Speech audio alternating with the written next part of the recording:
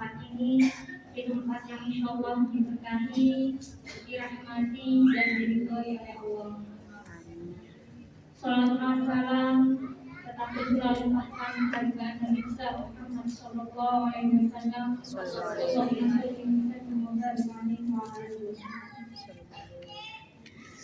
Berbicara tentang pesantren dan ikhlas, maka mengingatkan kita kepada guru-guru kita pesantren, mengingatkan kita kepada masjid, mengingatkan kita kepada pengasuh pondok pesantren Salafiyah Syafi'iyah Sukoharjo. Ikhlas didirikan pada tanggal 1 Oktober 33 tahun yang silam. Didirikan sebagai sayap perjuangan pondok pesantren Salafiyah Syafi'iyah Sukoharjo. Didirikan oleh pengasuh ketiga almarhum Muhammad Yai Fawaid atas restu dan ridho dari ayahanda beliau Yai Hasan Syamsul Arifin. Maka Ikhlas adalah satu-satunya organisasi santri, satu-satunya organisasi alumni yang ada di bawah naungan pondok pesantren Salafiyah Syafi'iyah Sukoharjo. Maka Ikhlas harus senantiasa membantu perjuangan pondok pesantren Salafiyah Syafi'iyah Sukoharjo.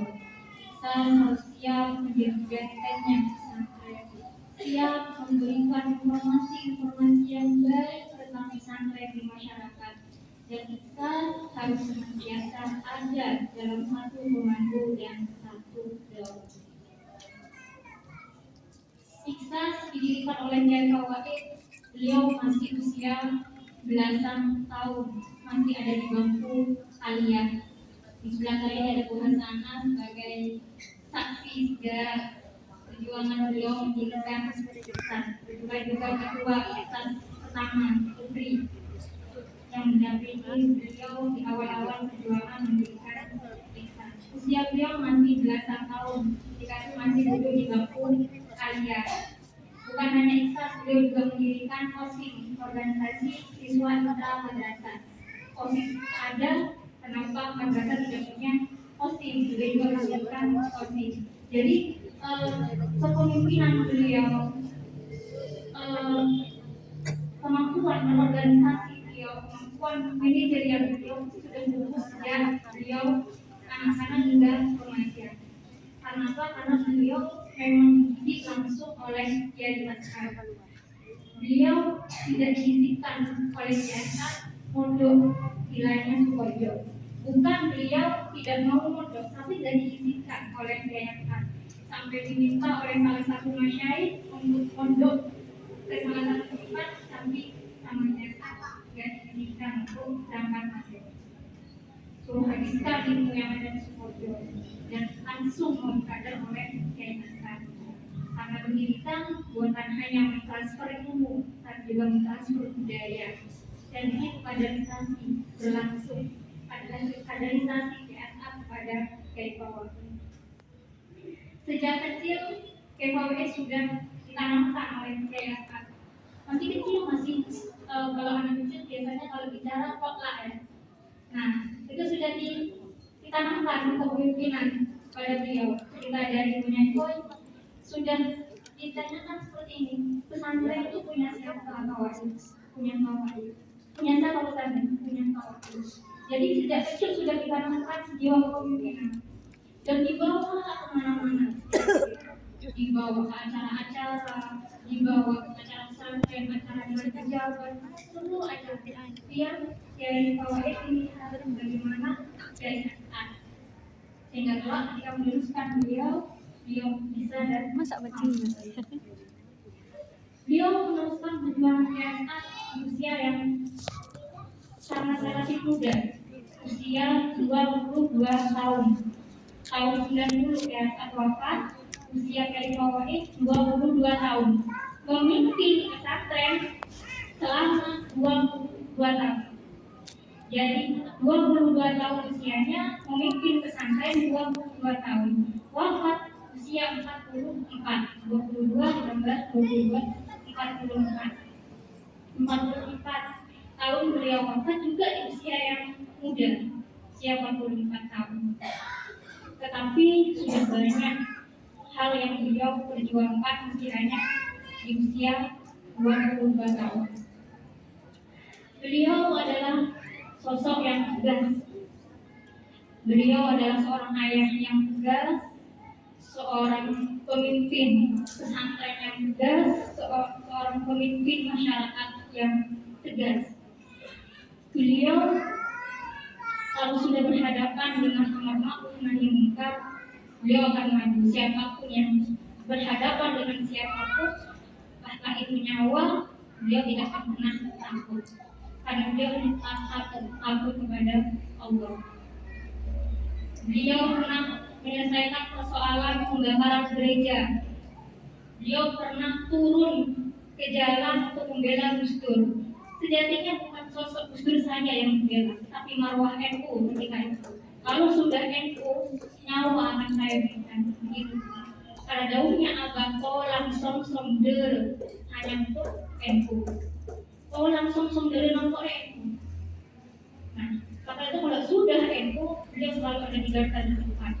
Padahal ketika di Jakarta, itu sniper itu mengelilingi semua memegang pistol tembak besar-besar. Beliau gak takut, naik di atas bis untuk membela. Sampai terakhir aksi blokade 42 jam yang saya yakin alumni masih ingat semua aksi itu.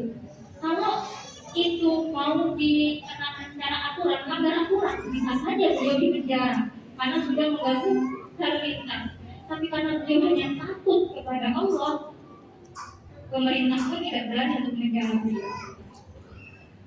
Dan apa yang beliau perjuangkan, keadilan yang beliau perjuangkan, akhirnya dimenangkan. Beliau tidak malu, padahal Pak Ismu ketika itu adalah orang yang beliau angkat, orang yang beliau dukung, tapi beliau tidak segan untuk menurunkan ketika tidak sesuai dengan cita-cita Situbondo, tidak sesuai dengan kemaslahatan masyarakat Situbondo. Itu ketegasan beliau. Beliau di pesantren terkenal sosok yang sangat tegas, tidak melihat itu putrinya, itu istri, anak istrinya, itu keluarganya, itu kehormatannya, tidak melihat siapa. Kalau memang sudah melanggar aturan pesantren, semua harus disanksi, semua harus siap menerima sanksinya. Itu tegas, disiplin. Beliau sosok yang istiqomah. Saya sebagai putri beliau mengetahui bagaimana keseharian beliau. Beliau tidak jarang tidur di atas jam 12 malam. Kadang jam 1, kadang setengah 2. Ibu Hasanah dulu pernah di partai sering rapat sampai larut malam ya, setengah 2, kadang sampai jam 2 baru beliau asarin. Tapi saya tidak melihat beliau meninggalkan sholat tahajud. Meski beliau hanya tertidur 1 jam, beliau bergabung sholat tahajud. Setelah tahajud, apakah beliau tidur? Tidak. Beliau cerita hingga subuh. Setelah subuh, apakah tidur seperti kita? Karena sudah kemalaman jam 2 capek, jam 2 mari subuh. Nah, kalau kita tidurnya jam 12, jam 1 mari subuh langsung tidur. Di ruko-rukona tidur. Enggak belasan Quran anak ngaji, dari sana elang langsung di rukona tidur. Tidak dengan beliau. Nah, beliau tidur jam 1 ataupun jam 2 itu tahajud tidak ditinggalkan, tidak tidur sampai subuh, sampai terbit matahari. Setelah terbit matahari apakah sore? Tidak. Beliau masih pergi untuk kegiatan beliau setiap pagi lalu olahraga. Setelah itu kontrol pesantren. Jadi pagi hari beliau sebelum melaksanakan aktivitas kemana-mana, beliau harus melihat pesantren dan santri di pagi hari. Tidak sahih. Setelah kontrol pesantren, kontrol dagang, kontrol sekolah, pulang ke rumah, apakah sahih mengkodok yang malam hari? Tidak. Beliau langsung menemui tamu seperti biasa jika ada tamu, rapat ketika memang rapat, undangan ketika memang undangan, sampai kembali lagi malam hari. Itu belum minat. Tapi dengan kesibukan melayani pesantren, kesibukan melayani santri, kesibukan melayani umat, beliau tetap memprioritaskan hak minat. Karena kadang-kadang ketika kita sebagai aktivis sholat jamaah lupa, yang penting ambil jamaah aktivis. Haji kadang sempatnya hanya 2 lembar, nggak boleh sibuk lupa Cina, lupa waktu hadatnya, lainnya lupa, tapi dipoto. Nah, beliau tidak sesibuk apapun rutinitas beliau tidak pernah meninggalkan sholat berjamaah. Bukan hanya sholat, yang penting aku jaga, pasti sholat berjamaah. Dan sholat berjamaahnya di awal waktu, itu berjamaah di awal waktu. Tidak meninggalkan amalia-amalia nawafil, amalia sunnah. Sampai meskipun akhir ketika ikut beliau ketemu di bandara, ada acara bersama di Jakarta waktu itu, beliau itu pesawat sudah mepet jamnya, tapi beliau tetap pilih sholat duha di musola, tidak sholat duha di pesawat, karena pertimbangan beliau kalau tujuan Jakarta itu hanya tidak urgent, artinya tidak mengejar acara, cuma ketinggalan pesawat yang hanya tiket bisa dibeli, itu lebih baik daripada meninggalkan sholat duha atau sholat duha duduk di pesawat. Jadi biar tiket harus sholat duha di musola. Itu sudah mepet. Tapi alhamdulillah pesawatnya tidak ditinggal sama pesawat, tetap mengikuti pesawat. Kecuali kalau urgent ditunggu di tempat tujuan baru beliau sholat duha di pesawat. Nah, boleh sholat duha di pesawat. Itu saking beliau menjaga ajarkan sholat fardu, sholat nawafil pun beliau jaga. Dan amalan-amalan bacaan yang biasa beliau baca itu nggak seperti kita. Kalau kita sudah kebablasan di motor, ya Allah lupa saat baca ada dikirain pakai bunga dibaca, penting baca ada berat. Kalau sudah time-nya, waktunya sekarang adalah amalia yang ini beliau baca, waktunya itu beliau baca. Nah, dan selain itu beliau juga istiqomah membaca Al-Quran.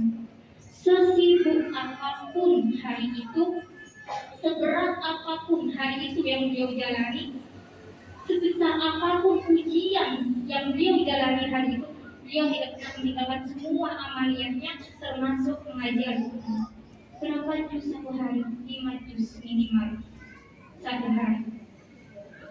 5 juz itu minimal dengan semua kesibukan beliau. Kalau nggak sibuk nggak apa-apa, bisa aja 10 juz bisa hatam 2 hari hatam. Kalau jangan apa-apa ngaji. Nah, ini tidak. Hablum minallahnya dia lakukan, hablum minannasnya dia lakukan, dan semua mengambil yang prioritas, mengambil yang utama-utama. Sholat berjamaah itu utama, baca Al-Quran itu utama, amalia itu utama. Jadi yang utama-utama adalah istiqomah. Dan istiqomah itu sulit, karena istiqomah adalah tangga menuju karomah. Sulit hanya orang-orang yang diberi rezeki untuk menjadi orang yang istiqomah. Maka kita langkahkan kaki kita meski berat untuk belajar menjadi orang yang istiqomah. Karena istiqomah itu jalan-jalan yang kita oleh guru kita. Guru-guru Sukoharjo itu punya banyak mangkok istiqomah. Mizai punya 2 mangkok istiqomah. Maka saya yang menjadi saksi beliau ketika beliau wafat pada hari Jumat 2012, 10 tahun yang lalu. Beliau meninggal pas Jumatan. Waktu itu beliau dalam kondisi sudah bersih. Jadi beliau sampai di Geraha Amerta, beliau kencing dulu ke toilet. Setelah itu sudah bersih, tidur di kasur rumah sakit. Lalu tidak lama beliau wafat. Dalam kondisi tidak punya satu pun hutang sholat, meskipun beliau dalam kondisi sakit sebelumnya. Tidak punya satu pun bukan sholat, karena beliau menjaga sholat. Karena kan seorang itu akan meninggal sesuai dengan kondisi dan keadaan kebiasaannya. Dia di dalam kondisi tidak punya hutang sholat. Dan kami menyaksikan perjalanan dari Surabaya ke Sukoharjo pakai ambulan. Di dalam ambulan itu ada beberapa orang, maksud saya Umi, itu ada Hani, ada Rafa Gohir, ada Ihsan kalau tidak salah, 1 ambulan. Perjalanan beliau kita sudah bawa jenazah beliau sampai di Pasuruan. Umi saya itu berbisik di telinga beliau, Mbak, Pak itu Sarigo Waki Akinan Sarasari Ajuna Samaki Samaki Samsung Ajuna Samaki Samaki senyum beliau. Jenazahnya tersenyum sampai kelihatan wajah giginya tersenyum ketika Umi Dawa seperti itu. Setelah itu ditutup lagi sama Umi wajah beliau. Perjalanan lanjut, perjalanan pas sampai kota Situbondo itu masyarakat semua kan keluar yang berjenazah beliau. Umi kembali bisik di telinga, bang, umat Ayunan yang berayunan teman ini sangat sangat biasa. Waktu itu tak Babai tepat membaca doa ya ayyuhan nafsul mutmainnah irji'i ila rabbiki radiyatan mardiyah fadkhuli fi ibadi wa dkhuli jannah. Tersenyum lagi dia, tersenyum khas beliau, senyum lebar dia, langsung dibuka lebar seperti langsung disuruh saksikan oleh seluruh orang yang ada di ambulan.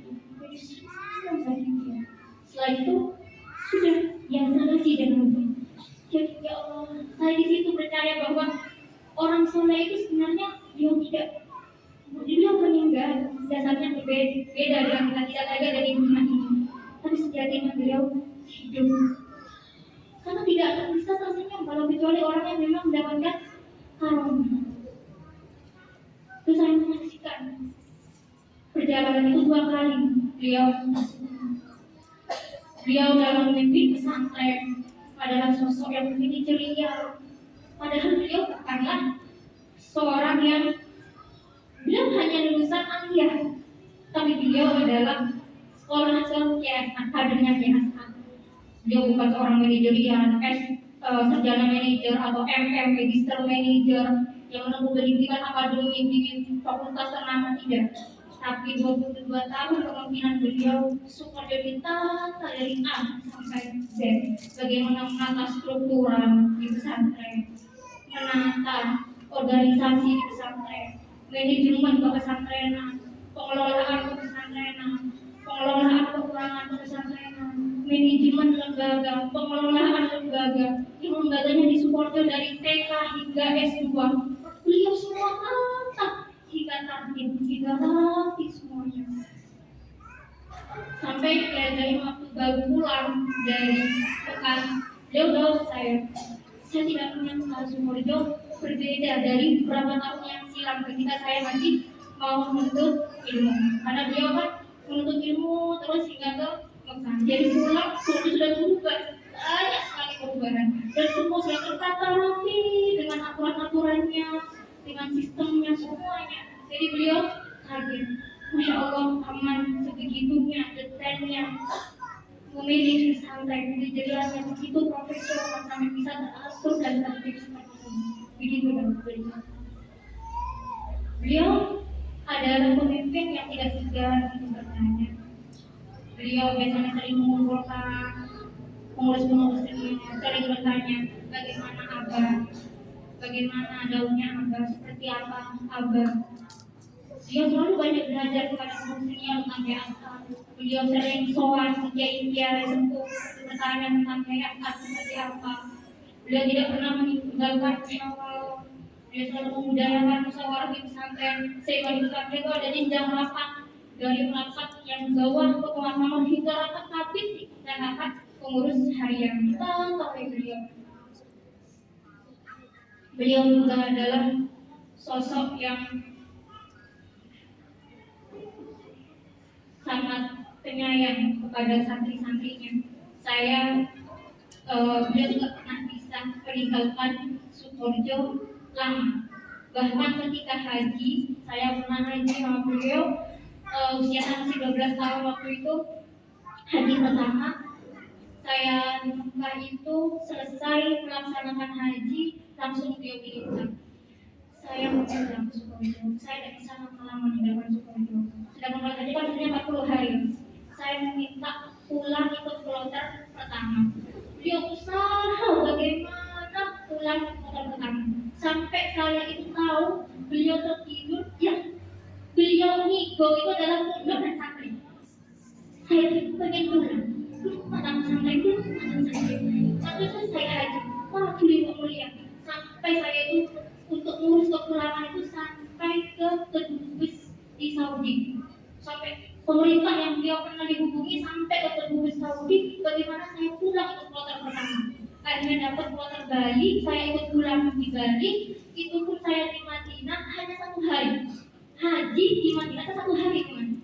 Yang penting selesai melaksanakan ibadah haji di Mekah, arminanya selesai, langsung ke Madinah. Di Madinah hanya sehari semalam, kebesokannya saya harus pulang.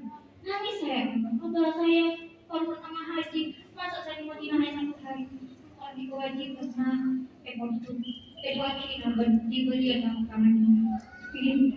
Di mana kesampaian saja, benar beli kami, boleh kami. Engkau tidak boleh kami. Dan itu beliau meninggalkan pondok, meninggalkan sakit, sampai tidur pun beliau tidur. Tidur santai, tidur santai. Telepon yang hari pondok. Baru ketika beliau pulang pondok, baru saya melihat beliau lebih kekatanya ketika sudah ada di santai. Sayangnya beliau pada santai itu, sayangnya beliau kepada para santri dan guru. Masuk Islam. Islam ini adalah warisan beliau. Harapan beliau pada Islam. Jadi ketika saya melihat Islam sudah berkembang dari tahun ke tahun hingga sekarang, alhamdulillah, ingat bagaimana beliau disiksa, datang ke pelosok-pelosok, dicari alumni, dicari dihimpun, sampai bisa sebesar ini. Hall dari yang sedikit hadir sampai sekarang ribuan orang hadir menghadapi hall ketika beliau. Maka kisah ini lokalkan alumni ini pelihara dengan baik, dirawat dengan baik. Gak ada ini alumni zamannya saat ini alumni zaman PKW ini yang senior ini yang itu gak ada. Semua menyatu seperti sekarang ini, semua menyatu. Saya lihat ada yang senior, ada yang junior. Karena kadang-kadang terjadi kayak gitu.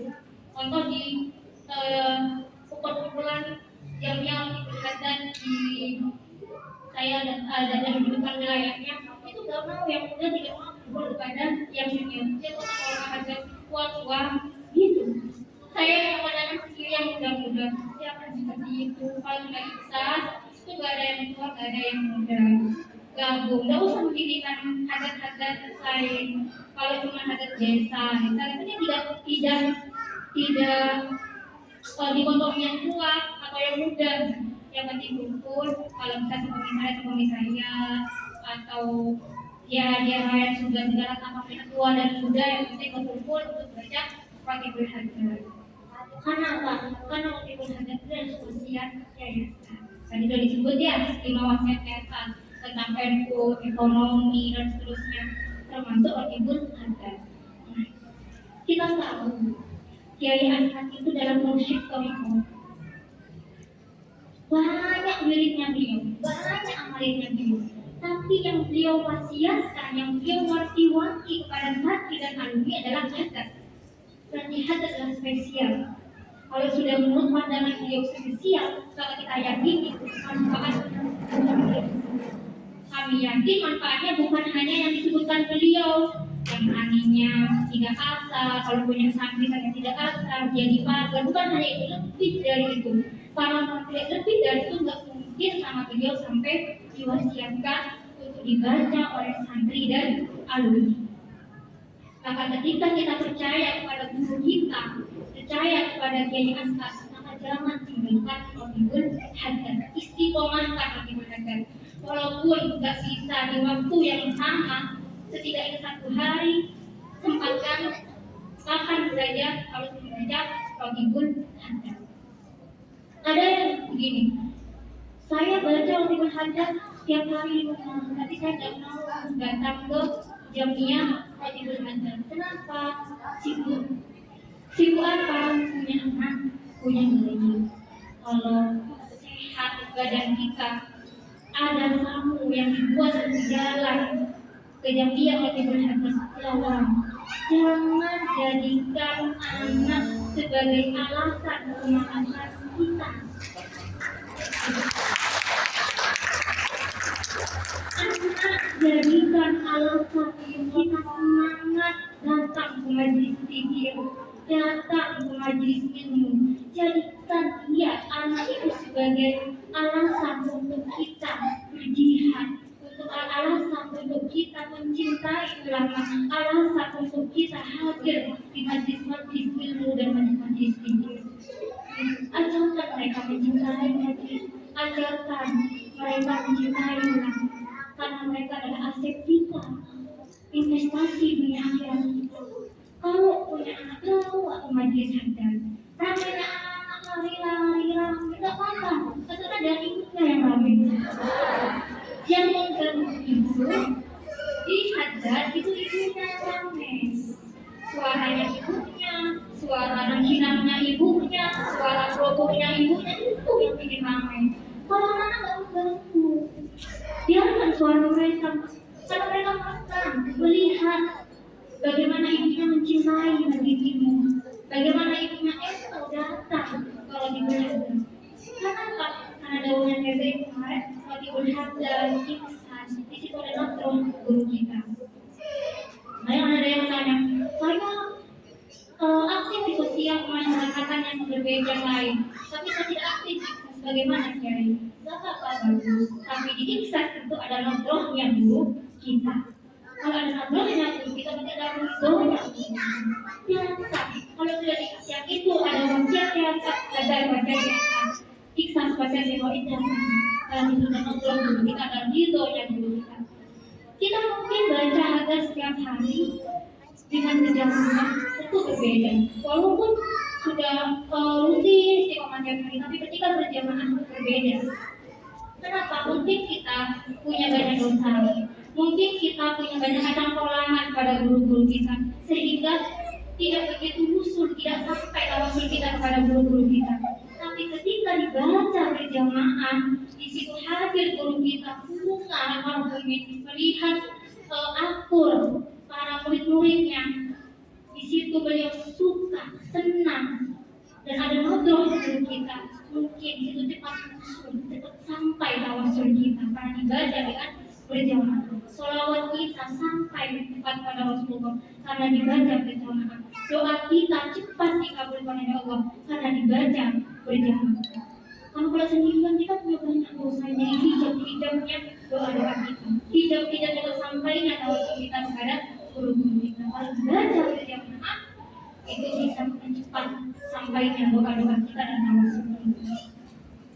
Dan membawa anak ke Iksan, membawa anak ke itu secara nggak langsung saya mengajar putra-putri kalian untuk menanamkan Robito Ma'hadiyah. Robito Ma'hadiyah itu sudah ditanamkan kepada anak-anak kalian sejak kecil, sehingga anak-anak kalian kelak bisa menjadi generasi kalian meneruskan kalian di pondok Sukoharjo, memondokkan putra-putrinya di Sukoharjo sehingga terus tersambung dari kita anak-anak cucu kita kepada Kiai As'ad, Bapak As'ad, mereka yang akan meneruskan sujud-sujud kalian di Sukoharjo, yang melanjutkan doa-doa kalian di Sukoharjo, sehingga sama-sama di benderanya yang khawatir, sama-sama di benderanya di As'ad, sama-sama di benderanya di Samsul, dibawa oleh beliau pula di bawah benderanya Rasulullah SAW. Itu yang kita harapkan. Mungkin hanya itu dari saya. Selebihnya mohon maaf. Wassalamualaikum warahmatullahi wabarakatuh.